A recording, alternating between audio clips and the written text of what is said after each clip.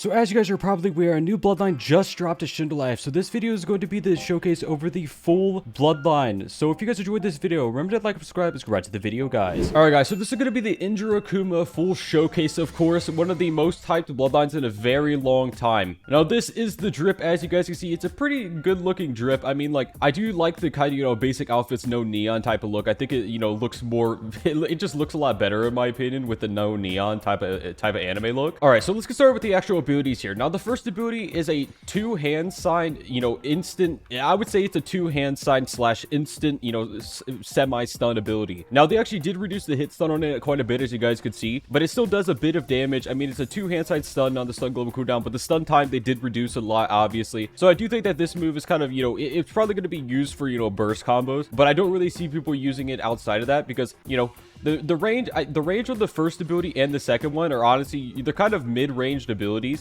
They don't go very far. I do think this is a very, very close range bloodline in general, and the first ability is no exception. I mean, it's just kind of a first ability, semi-stun ability. I mean, it's a close range semi-stun ability that generally, people are not going to be using that much over other things in the game. But I do think the pros to the move is the fact, obviously, it's not in the stun global cooldown. You can use it to extend because there is a bit of stun time, obviously. So it can be good as an extender because there is no travel time. As you guys can see, it is instant after you cast. Now the second move is probably going to be the one that people use a bunch. The second move is an AoE stun that actually does do a place lock stun on them. Now unfortunately the stun is a very short stun, but it actually is instant, no hand signs required, so it actually can be used mid combo and people sometimes, if they actually have gaps on the combo, stuff like that. And it can be used to catch people off guard because it's instant. That's kind of just how instant abilities work. You can't predict what an instant ability will happen generally because it's instant. There's no way to predict it, unless they're very predictable people in general that you're fighting. So I do think the second ability is going to be very useful in general. Also does a decent amount of damage for being a stun, but I definitely think that people are going to be using this just because it's instant. I mean, like, instant stuns in general are generally always going to be good. The range on it is honestly very comparable to the first ability. I think they have almost the exact same range. It's not, I don't think the stun doesn't last as long, and also isn't as far range as Bankai stun, but it doesn't have hand sign. So I think that's a good trade-off in place of Bankai stun. Now the third ability is a very, very weird one. I mean, so the third ability, you guys are looking at this, you're kind of like, oh, well, that ability doesn't seem that good, right? Also, I have to unmode because one of the things with a mode requires so much mode that I'm just going to charge it up real quick. But the third ability, you guys may be surprised to know that it actually is a guard breaker. It also does almost 100,000 damage in mode, as you guys can see, so that's, a big plus as well. I do think that this move, surprisingly, in my opinion, is going to be very, very good as a defensive move. I mean, when you cast this ability, it actually raises your block up very high, so you're not going to get hit by many things. It also is a guard break. It also has a slight hit stun attached to it. So if someone uses a move towards you and it doesn't have iframes, you can use this move and hit them during their mid animation and actually combo them afterwards while getting a fat damage burst. So I do think that, this move in general is going to be pretty good as a defensive move, but it's going to be very avoidable if you don't use it defensively. If you use it defensively, you're probably never going to hit it. Now, overall, I do think the cooldowns of this bloodline are pretty long in general. As you guys can see, the cooldowns are pretty insanely long. I definitely think the cooldowns need nerfed a little bit, like as in like reduced to probably about 20 seconds each at least. I mean, like the cooldowns are extremely long, and I do think it's the biggest weakness of this bloodline in general because you're never gonna be able to use these abilities in actual fight half the time because the cooldowns are just that long. Have you ever gotten 80th spin rarity and gotten something like just atomic? Well, that's because you haven't hit the like button on this video yet. If you hit the like button on this video, you're guaranteed to get 10 million times luck, 100%. Now onto the coolest part of the mode is going to be,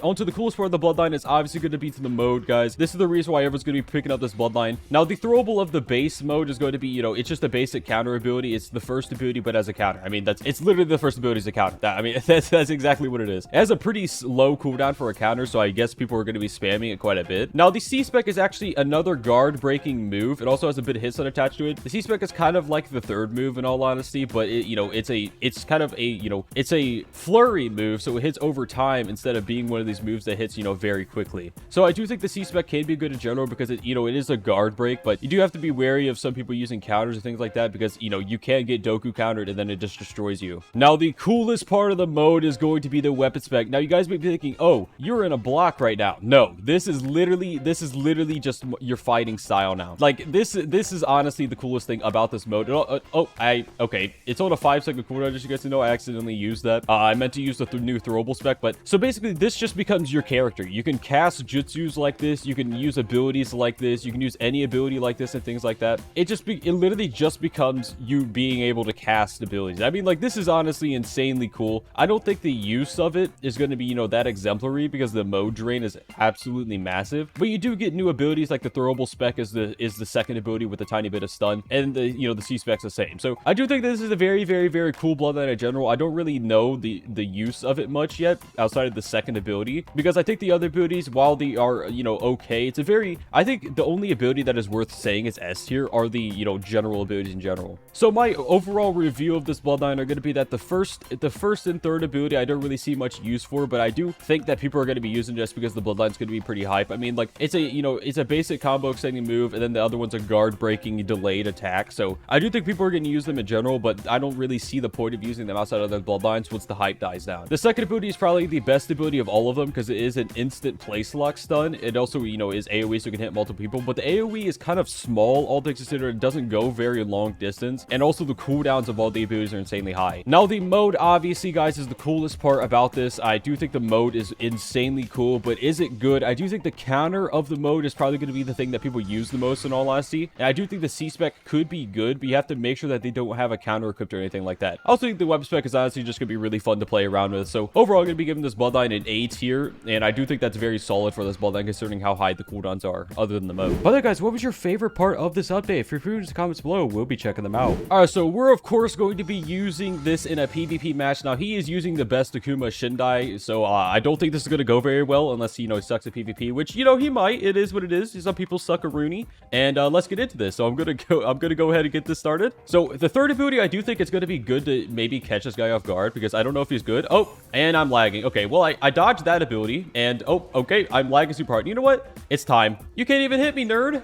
You literally can't even hit me. You literally can't hit me. What are you gonna do about it? What are you gonna do about it? What are you gonna do about it? You literally can't. Okay, never mind. This first ability, literally, what are they gonna do? Literally, what are they gonna do to you? You can't get block broken in this ability. You can't get hit in this ability. Like, literally, what are people going to do? Okay, so the full samurai clothes are obviously hitting me. He is in full samurai sphere, so he's gonna run out of mode just as quick as me. Oh, C-Specs. Oh, what is he gonna do about it? Literally, what is he gonna do? He's just getting spammed on. Hit him with a little bit of this. Oh, I missed. Okay, is he dead? Oh no, he perfect blocked. Come here. All right, it's fine. You know what? We're out of mode. This is to be expected. This is to be expected. It's time. This is to be expected. This is to be expected. We're spam blocking. I'm lagging. I'm literally lagging. I'm lagging. He's gonna run out of mode soon, but I'm lagging so hard I'm not gonna be able to dodge his attacks. Like, look how hard I'm lagging. Or at least I hit him with the instant stun. You see what I mean? Catching him off guard. Oh my gosh, I'm literally lagging so hard. Okay, dude, I can't do anything about this. I'm literally lagging. You guys can see it's impossible. I'm literally lagging so hard, and he almost lost while I was lagging. Anyways, guys, that's it for this video. If you guys enjoyed this video, remember to like, subscribe, post, guys. Bye bye.